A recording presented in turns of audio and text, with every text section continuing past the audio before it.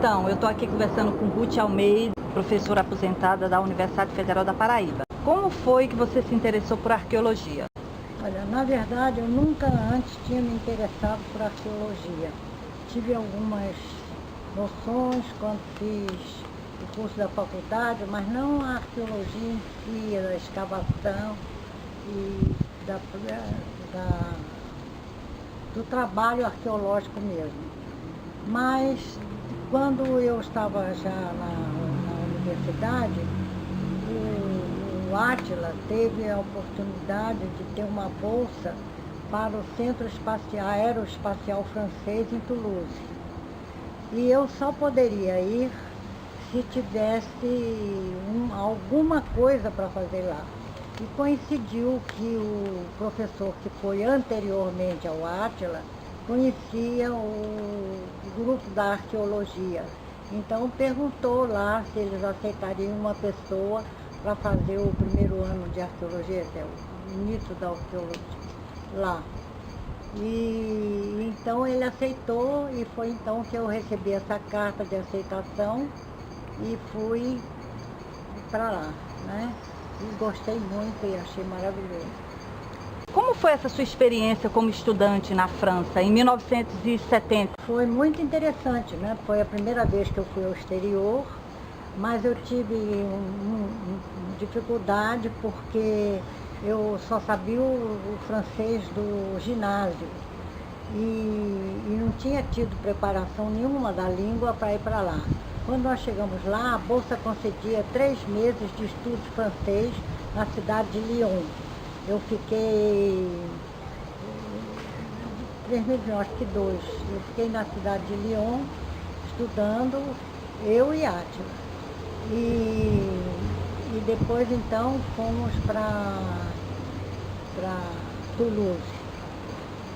Bem, em Toulouse foi muito interessante, mas eu tive que estudar muito, porque eu falei com o professor que eu não tinha um francês universitário, tinha um francês escolar, e então ele me disse que se eu demonstrasse que sabia arqueologia, o francês não ia ter importância porque eu não era francesa, e que ele então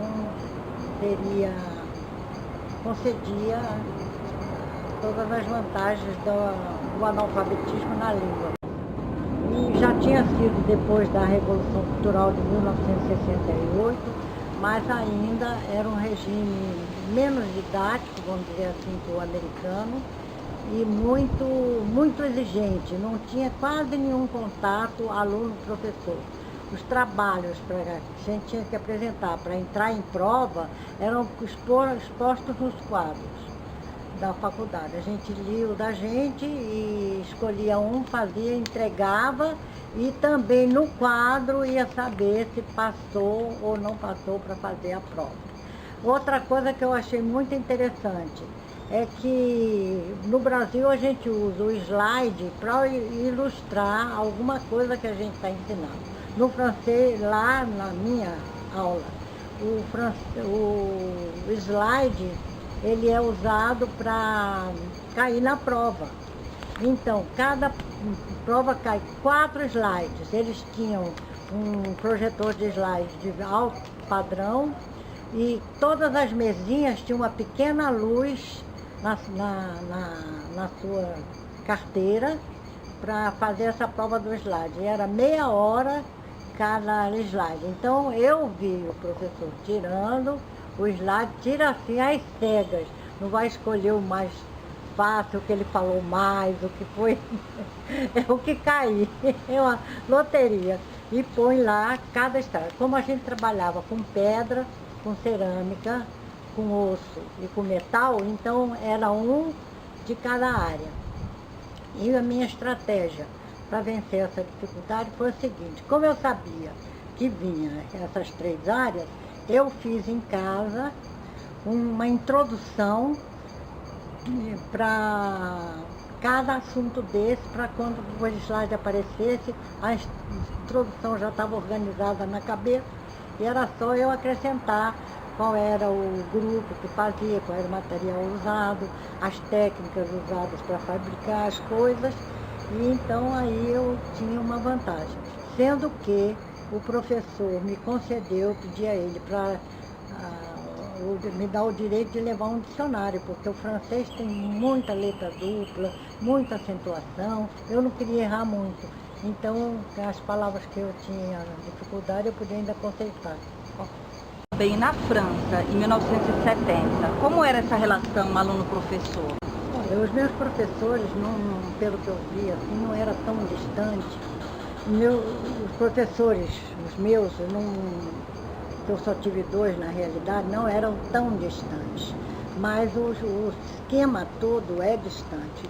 Tanto que a gente não podia fazer pergunta durante a exposição do professor, só poderia fazer pergunta na hora que ele abria o debate. Quem quiser perguntar, pode perguntar. E também eu tive dificuldade, porque eu não podia copiar uma aula inteira, mas eu tive uma colega que copiava da primeira palavra à última, me dava, eu ia para casa, copiava tudo e devolvia no dia seguinte. Então era muito, assim, um estudo muito exigente e tinha ainda prova oral. Né? A gente tinha ele punha 10 peças na mesa para a gente classificar, explicar e dizer tudo que sabia sobre ela. Então não era muita moleza não, era bem forte.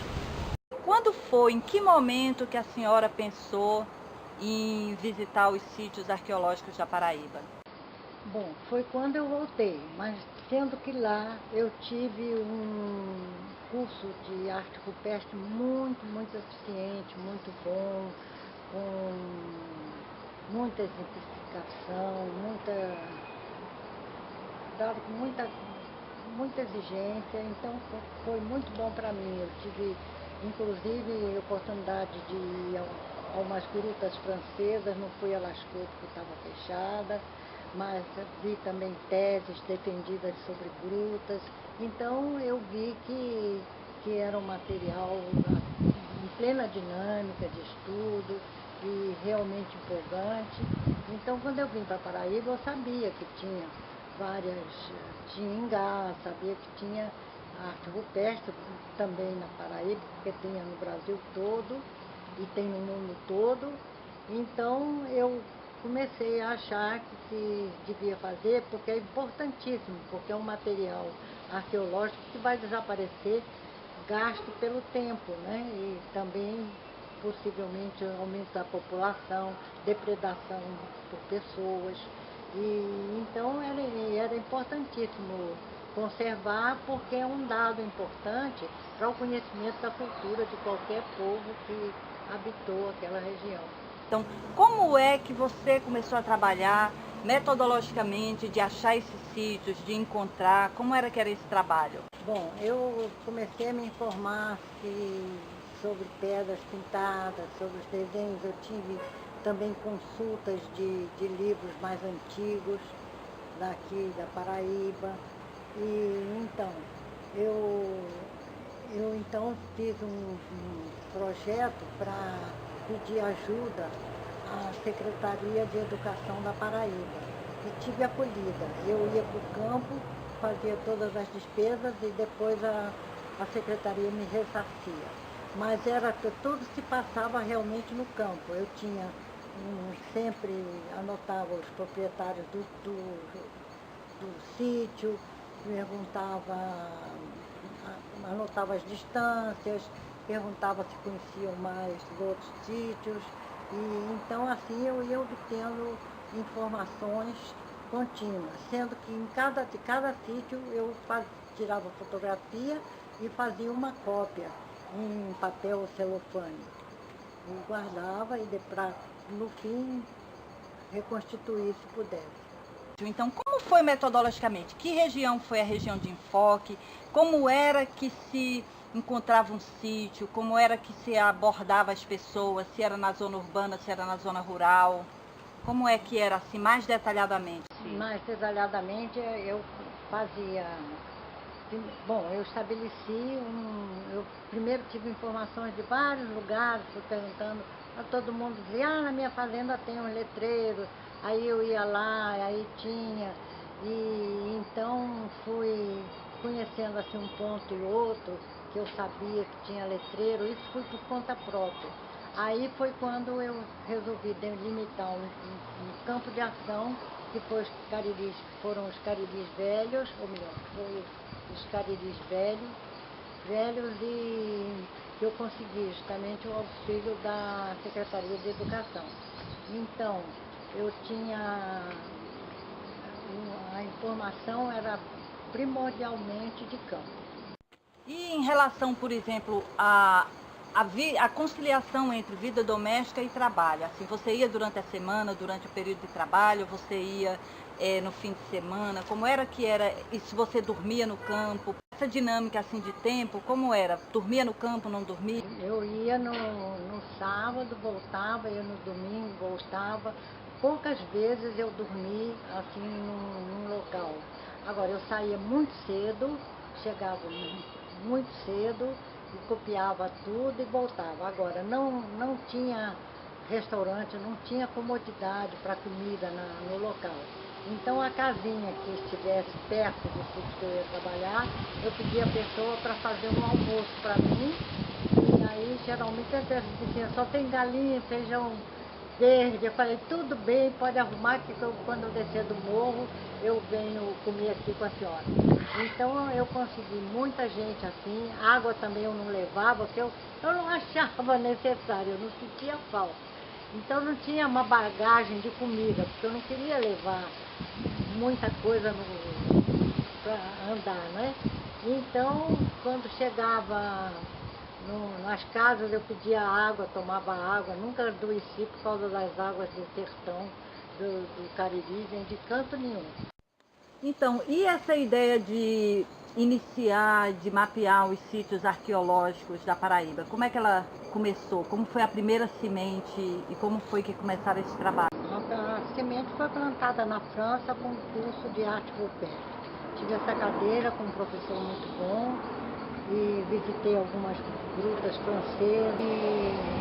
Então eu fui perguntando a várias pessoas se tinham pedra de letreiro nos seus sítios, na cidade, e assim fui recebendo uma série de informações. Visitei alguns até que estabeleci uma área para estudar, que foi os cariris velhos da Paraíba. Então eu pedi ajuda à Secretaria de Educação do Estado, que concedeu ajuda. Eu fazia todas as despesas por minha conta e depois ela me indenizava. E assim eu fui trabalhando.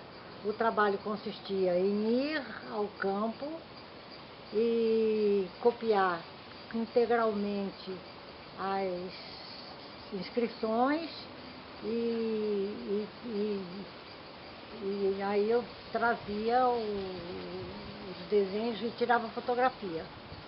Pronto, era principalmente isso. Você tinha algum assistente de campo durante todo o trabalho? Como é que era essa parte do trabalho? Era sozinha, ia gente, ia aluno, ia assistente de campo, contratados, marido, como é que... No trabalho dos cariris, algumas vezes os filhos iam, umas poucas vezes o marido foi, mas eu não tinha nenhuma pessoa para me ajudar, a não ser o motorista. O motorista da universidade ia comigo e me ajudava muito a carregar algum material, que o material consistia no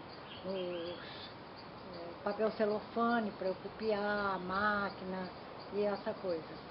E ele então tinha muito boa vontade, era muito agradável e eu ia, fazia e voltava sem problema. E a gente no seu livro lê que uma época tem uma figura muito polêmica em Cuité, que é Padre Luiz Santiago, e a gente lê no livro que ele lhe passou um material. Então, como é que foi esse encontro com o padre? Eu fui lá à casa paroquial e conversei muito com ele. Ele era um padre assim, muito inteligente, muito por dentro de todas as coisas da Paraíba.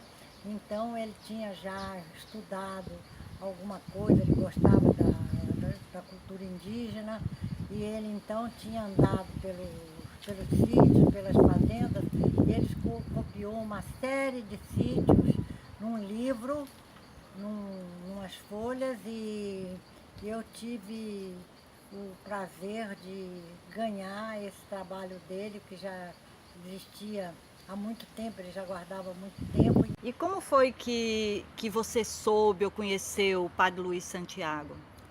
Padre Luiz Santiago, eu tive informações dele na própria cidade dele.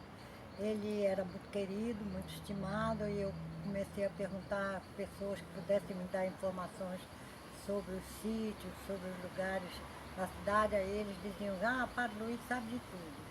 Então eu fui até a casa dele e então conversei muito com ele. Então ele me disse que tinha, já há muitos anos atrás, tinha copiado muitas inscrições na pedra e que ele tinha esse manuscrito e com coisas que ele mesmo viu e copiou. Então ele me deu justamente os originais dele para que eu ficasse com ele, porque ele viu que eu estava justamente trabalhando na área. Então, e tinha curiosidade também de uma coisa que a gente já ouviu falar, isso que é sobre a associação entre sítios arqueológicos, índios e essa coisa das crendices populares, das botijas. Como é que você encontrava isso no campo, nas histórias? No campo eles nunca... Eles buscam, né? O homem do campo busca a explicação das coisas, mas não tinham a explicação correta, que é um vestígio das populações que viveram há muitos anos lá. Então eles criavam que onde tinha botija, onde tinha a inscrição rupestre, tinha botija, que outros achavam que era um lugar mal assombrado. E então assim eles iam variando a história, achava que Jesus Cristo passou naquela área, e enfim, eles achavam sempre alguma coisa misteriosa por ali. Aparecia vela acesa e coisas diferentes do cotidiano deles. E em relação a um segundo conjunto de levantamento que você fez um primeiro levantamento que foi dos Cariris Velho, que está registrado no livro, tem um conjunto também que não foi detalhado, que está em anexo, e depois, posteriormente, eu sei que a senhora fez um levantamento junto, com um projeto junto ao CNPq. Esse projeto eu pedi um auxílio ao CNPq para fazer uma outra área da Paraíba, que foi também pegou o brejo. E então, nessa área, eu copiei, fiz as mesmas coisas, somente eu não virou livro. Eu fiquei com todos os registros, mandei os relatórios para o CNPq e nunca mandei a descrição de cada sítio, né? Porque não houve oportunidade para isso. Como é que você coloca a importância geral do trabalho da Paraíba e os futuros passos para a pesquisa? Eu acho que a Paraíba tem que continuar terminando esse registro do sítio arqueológico, porque é um dado importante na interpretação global da arqueologia paraibana, né? Então, vai ter um próprio trabalho na própria arte rupestre, que é a definição de estilos, procurar ver os desenhos de cada região, compará-los. E, subsequentemente, tem que ter uma questão de escavação para ter uma datação mais precisa desses lugares que a gente conhece. Queria agradecer esse conjunto de entrevista, que é muito importante, a primeira arqueóloga da Paraíba, um trabalho assim inédito. A gente vê que hoje todo o trabalho que é feito na Paraíba é citado e a gente fica por aqui. Tá bom, prazer foi meu.